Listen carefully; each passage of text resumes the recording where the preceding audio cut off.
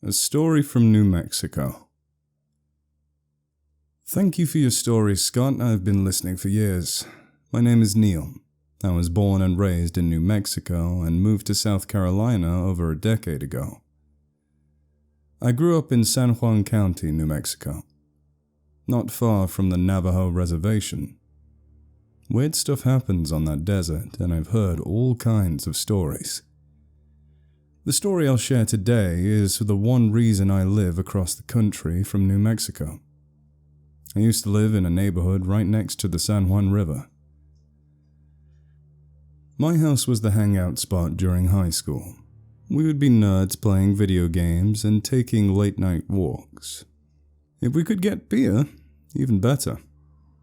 One night we went for a walk around 2 a.m. taking a break from an all-day D&D session. There were 4 of us. The 3 are scouts, including me, and my last friend who was always outdoors. We would hunt, fish, do wild horse counts, and basically live outdoors during the summer. On this walk we were by the Animas River, walking by the shore going through an old scrapyard. I saw something across the river in the trees by the woods. I got the others to stop and we looked. I saw a black creature walking around that looked like a skinny black bear, but with a long tail. I thought it was my dog, who was a black lab mastiff combo at first, but the white markings he had wasn't on this creature. We saw the telltale shine of a predator's eyes, and when it saw us, it stopped and stared at us. We knew the land across the river rather well. It was private land that we knew the owner of, and he would let us explore and do animal counts for him. This animal none of us recognized, and we all got an eerie feeling around it. We turned around and went back to my house. We had no idea what it was. One of my friends is Navajo, and as soon as we got into the house, he started to burn some sage, saying, "Just to be safe." We didn't argue. He told us about the narrates, more commonly known as skinwalkers. We didn't know what it was, but took his word for it. Fast forward 2 years, I'm house-sitting my grandma's farm while she's out. She had a golden lab mix who helps with the animals and isn't scared of a damn thing. It was once again late at night, and I noticed it was very quiet. I heard no animals, which was odd. The chickens and horses were completely silent, and not a noise from any insects. I looked for the dog, and she was hiding in one of the back rooms, tail between her legs. I looked outside and saw that same giant black dog sitting in the middle of the pasture. The horses were hiding in the barn, completely silent. I, remembering my friend's tale of the narrates, stayed silent. I poured salt around the windows and doors, grabbed a rifle and loaded it. I sat on a kitchen chair, ready for whatever that thing was to make a move. It moved around 5 a.m. before the sun came up, and left, heading towards the Animas River. I went outside and found the tracks once it was full daylight. It wasn't bear tracks. They were massive dog tracks. I've hunted bear, deer, elk, coyotes and the like, and I've never seen tracks like that. Fast forward again a few years for the last sighting. I was at my dad's house in La Plata, a good 45 minutes from my grandparents' and mom's house. I was helping out at his place whilst my dad was in the hospital, taking care of the horses and fixing up the house a bit. Once again, it was late at night. I have my trusty .44 on my hip due to the coyotes roaming around to mess with the animals. I was outside smoking a cigarette, and the horses were in full gallop, coming up to the house. My horse, a fat Palmetto quarter horse, is old, and I've never seen her run in 10 years. That scared me. I got the horses in the barn by the front door, thinking something spooked them. Maybe a bear or a pack of coyotes. I went and flipped the spotlights for the area on, which will make it as bright as day. Once again, I saw that black, massive dog. It was stalking down the river across the pasture to the house. I immediately locked the barn doors, went inside, and found some sage and burnt it. He stopped at the edge of the pasture, sat down, and watched the house. I sat by the front door window till he left again, before the sun came up.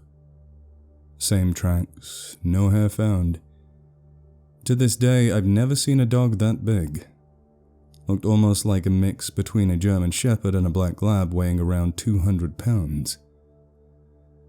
How I saw the same or very similar creature 3 times, and they all acted the same, is rather scary to me.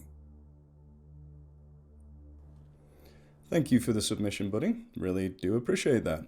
First thing I want to mention is, in terms of folklore and personal human belief systems, this does draw a lot of similarities to the Navajo belief of the Nagaloshi, or Yinargaloshi, which, sorry for saying those words out loud. I know a lot of indigenous people don't like hearing the word, so my apologies. But the second thing I wanted to say is a quick mention on the species this could possibly be, the real life species this could be. You mentioned it had a tail, so that pretty much rules out bears. They have tails, but they are very stubby and short, so you'd know if it was a black bear with a short tail. But in New Mexico and the neighboring state to the east, I believe, I forget which one it is, I'm British, I don't know more, but that and parts of actual Mexico down south are some of the only areas you find the most critically endangered American wolf subspecies, and that is the Mexican gray wolf. Since they're so rare, it wouldn't be a jump to believe it would surprise anyone who sees it. And it is not impossible for Mexican gray wolves to be black, especially if they have hybridized with feral dogs. This makes the melanistic gene more likely to occur in wolf-dog hybrids. A lot of the wolves in Yellowstone National Park end up black, and the reason for that is because there was a hybridizing event a long time ago. They're still wolves, but they have those few tiny genes from domestic dogs. That's what this could have been. This could have been a Mexican gray wolf dog hybrid. Now, it's obviously not common to see dogs or wolves walking on their hind legs, but it is very interesting and a massive possibility. And I'm glad you didn't shoot it, because if it is a Mexican gray wolf, critically endangered and a vital apex predator in the American and Mexican ecosystems. Something I just wanted to quickly advise against is lethal force against coyotes. This isn't because I'm a bleeding heart animal rights activist or anything like that. I do eat meat, and I understand lethal force is sometimes necessary for human-wildlife conflict. But in this case, it is a worse idea to kill coyotes, because when you kill a coyote, you actually influence the coyote population in the area to breed more, and that results in more of the depredations, the more livestock attacks. So not a great idea to hunt coyotes in any form, really. It's not a great idea. And this is actually one of the good things. If that was a Mexican gray wolf, they actually suppress coyote populations naturally. When they kill coyote, when they come across coyotes, they usually kill them, occasionally eat them, and then they chase off the other coyotes. And it puts more pressure on those animals, which makes it harder for them to breed. If we go out there and just shoot them, it doesn't do that. So it's very interesting. And of course, then you might have an issue with the Mexican gray wolves, but livestock protection animals like dogs and donkeys, believe it or not, they're very effective. I'm sure you've heard all this and know about fencing, but it's just something I really thought was useful information. Eerie encounter in northern Minnesota. Hello, my name is Rafa, and I have a brief tale from the past to share. I do love listening to your stories, by the way. Very well done and always captivating. Certainly one of my favorites. It was the summer I turned 10, maybe 11, a long time ago, but one of those moments that stays with you, etched in your memory even when you want to forget it. My parents decided to take a weekend trip to Birch Lake, just outside Rema, Minnesota. We weren't alone. A handful of their friends came along. A small group, isolated, surrounded by miles of nothing. I don't think I ever really understood the word remote until that weekend. We were deep in the woods, so far out that if you kept driving, you'd either be running from something or searching for something that you'd never find. Silence was deafening. The adults had their RV, beer and cards, laughing and shouting, caught up in their world. I, on the other hand, was left alone outside by the fire. It was just me, the crackle of the burning birchwood, and a thick silence that seemed to press against my ears. It was pitch black, the kind of darkness where the only thing you can hear is your own heartbeat. No streetlights, no sounds from any town, just the trees, their shapes looming in the moonlight, and the faint green shimmer of the northern lights stretching like a ghostly skin over the lake.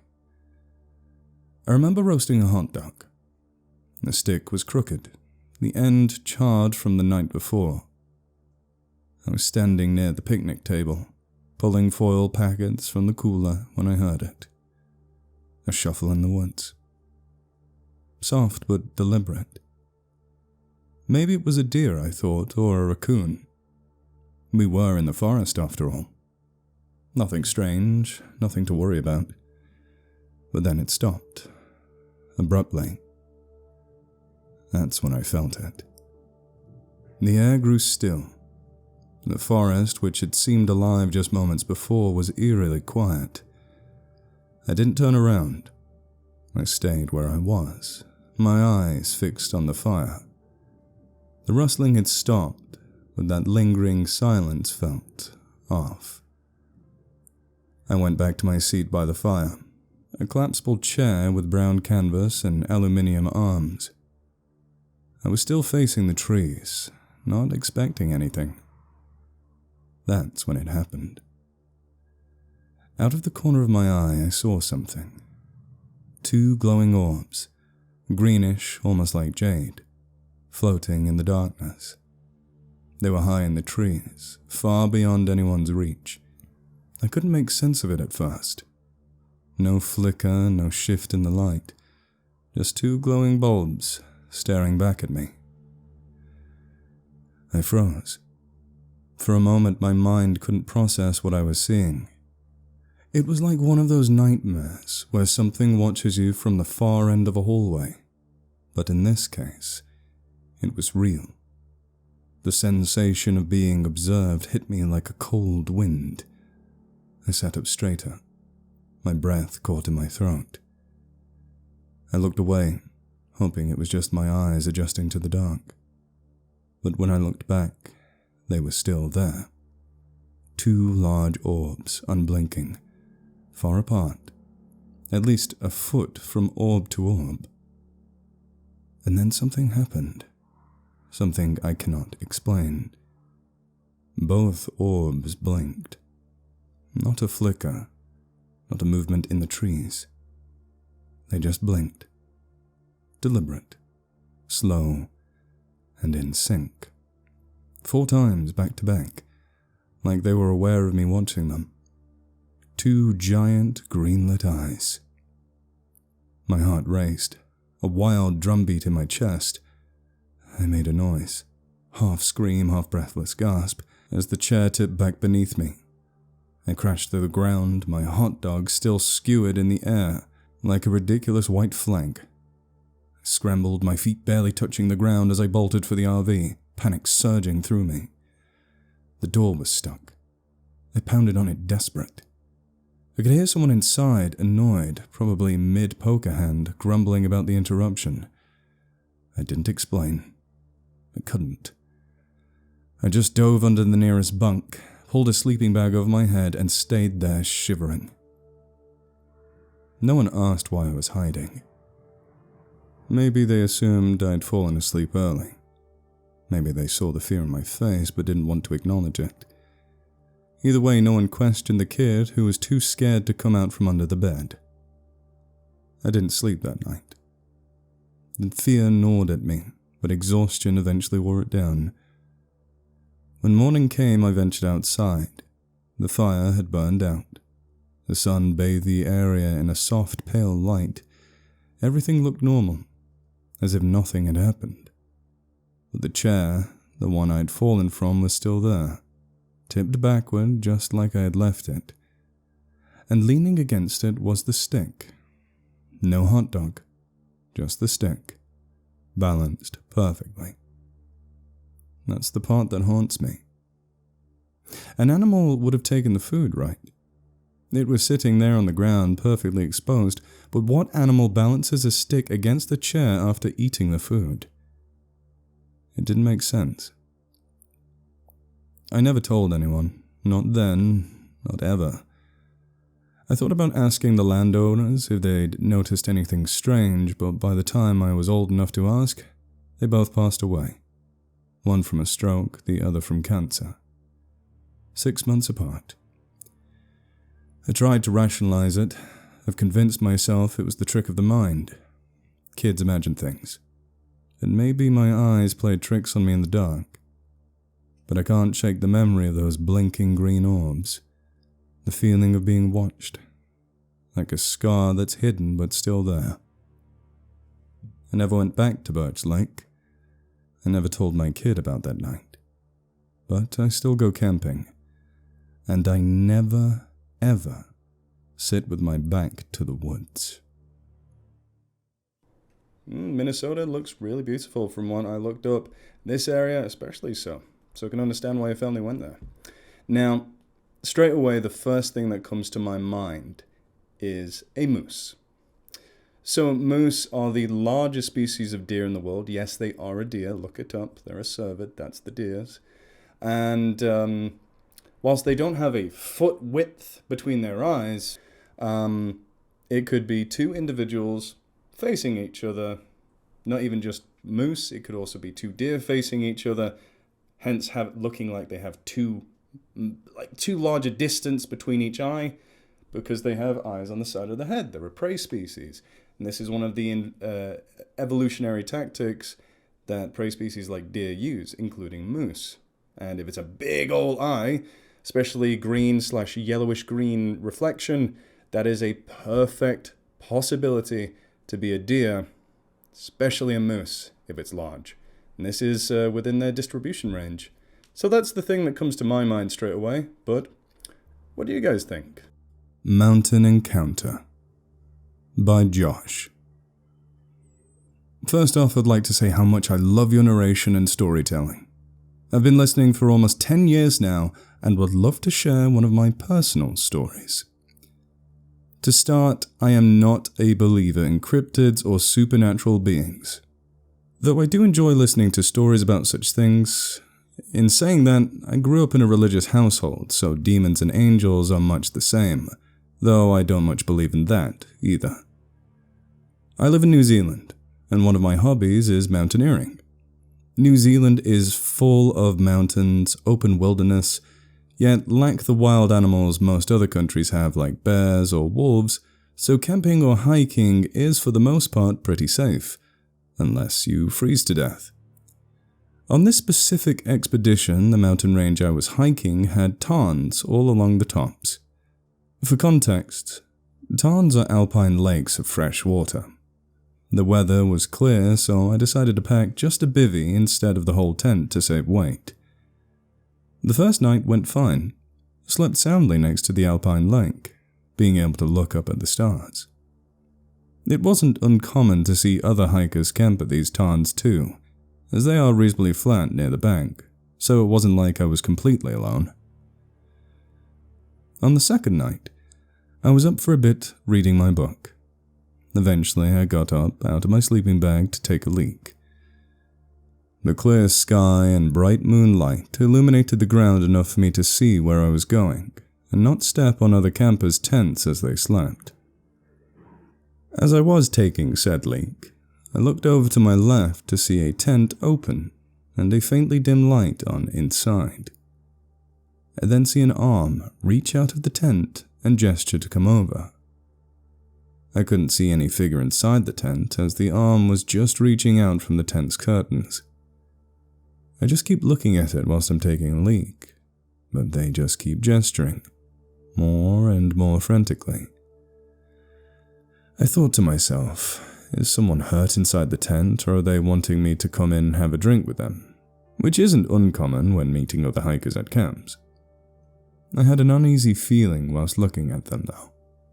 I can't explain why or for what reason, but it was just a bad gut feeling. I ended up ignoring it, thinking if they needed help, they'd just yell out. I ended up going back to my sleeping bag, still thinking it was sort of odd, but brushed it off and went back to sleep. That next morning, I got up and greeted some of the nearby campers. I wandered around to see the morning alpine view. I wanted to be standing near where I took my leak during the night and look over to where the tent would have been. My heart sank as where that tent would have been was a rocky crevasse slightly covered in tussock and moss. There was no way possible for a tent to be pitched anywhere near there. I went and asked if any of the other hikers had seen the tent there at any point. They all said they hadn't seen one there this morning, but stayed in their tent all night. I don't know exactly what it was I saw. I know I saw it. It wasn't me sleepwalking or dreaming, I hadn't even slept yet. But whatever it was gesturing for me to come closer and fall down the crevasse.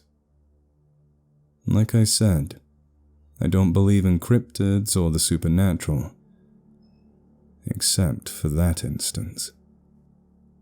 Thank you again, Scott.